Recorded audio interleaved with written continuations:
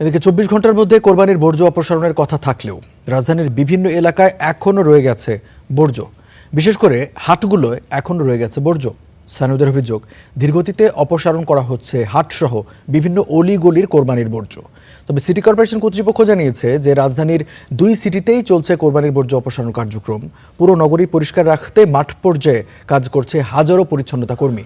ঢাকা উত্তর city corporation জানিয়েছে প্রায় ১৬,০০০ পরিচ্ছন্নতা কর্মী এবং ৭৫২টি বিভিন্ন ধরনের যানবাহন কাজ করে যাচ্ছে। আর ঢাকা দক্ষিণে বর্জ্য সরিয়ে নিতে প্রায় ১৩,৫০০ পরিচ্ছন্নতা কর্মী মাঠে রয়েছেন।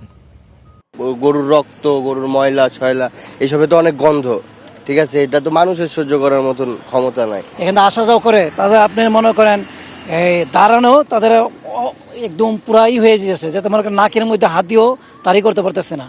দর্শক, এই বিষয়ে আরও খবর জানবো। আমাদের সহকর্মী রাজধানীর সূত্রাপুর থেকে যুক্ত হয়েছেন আরেফিন ইমন। ইমনের সাথে যুক্ত হয়ে জানতে চাই, ইমন, ঈদের দিনের যে বর্জ্যগুলো ছিল, কোরবানির বর্জ্য, সেগুলো সিটি কর্পোরেশন মোটামুটি ভালোভাবে সামাল দিতে পেরেছিল। এখন কেন বিভিন্ন জায়গায় কোরবানির বর্জ্য আটকে যাচ্ছে? আর বিশেষ করে হাটগুলো কোরবানির বর্জ্য এখনও রয়ে গেছে বলা হচ্ছে। হাটগুলো বা হাট কর্তৃপক্ষ এই বিষয়ে কি পদক্ষেপ নিল?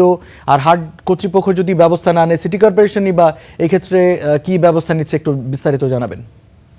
গতকাল রাত থেকে মূলত আনুষ্ঠানিকভাবে সিটি কর্পোরেশন তারা মাঠে নামে এই হাটগুলো এবং হাটের আশেপাশে যেসব বর্জ্যগুলো রয়েছে সেগুলো নিষ্কাশনের জন্য, এবং ইতিমধ্যে দেখতে পাচ্ছি যে প্রায় ২৯,০০০ এই দুটি সিটি কর্পোরেশনের প্রায় ২৯,০০০ কর্মকর্তা তারা সম্পূর্ণভাবে আসলে কাজ চালিয়ে যাচ্ছেন। এবং বিশেষ করে যেহেতু ঈদের দ্বিতীয় দিন তৃতীয় দিনেও কোরবানি হয়ে থাকে, যার কারণে যখনই আসলে তারা দেখতে পাচ্ছেন যে কোনো জায়গায় বর্জ্য জমে আছে কিনা, অথবা যখনই তারা খবর পাচ্ছেন তখনই আসলে তারা সেখানে যাচ্ছেন এবং সেখান থেকে তারা সেই বর্জ্যগুলোকে সংগ্রহ করে তারা সেটিকে আসলে পৌঁছে দিচ্ছেন, সেটিকে আসলে নিয়ে যাচ্ছেন।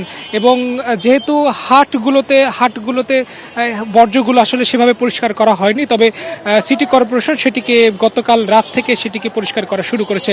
আমরা এখানে একটু কথা বলতে চাই।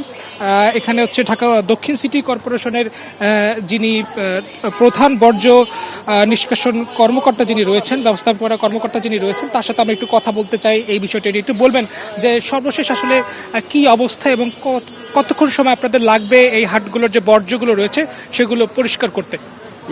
আপনারা দেখতে পাচ্ছেন আমরা এখন মুরগিটালা মোড়ে আছি। আমাদের কিন্তু অলরেডি পুরো দক্ষিণ সিটি কর্পোরেশন, আপনি যদি একটু ঘুরে দেখেন, আমরা কিন্তু দৃশ্যমান পরিষ্কার করতে সক্ষম হয়েছি। এই যে রাস্তাটা এখন কাজ করছে, এটি আমাদের একটু আমরা প্রায়োরিটি কম দিয়েছিলাম। আমরা 1 ঘন্টার ভিতরে একটু আমরা ওই লেভেলে নিয়ে আসতে পারবো।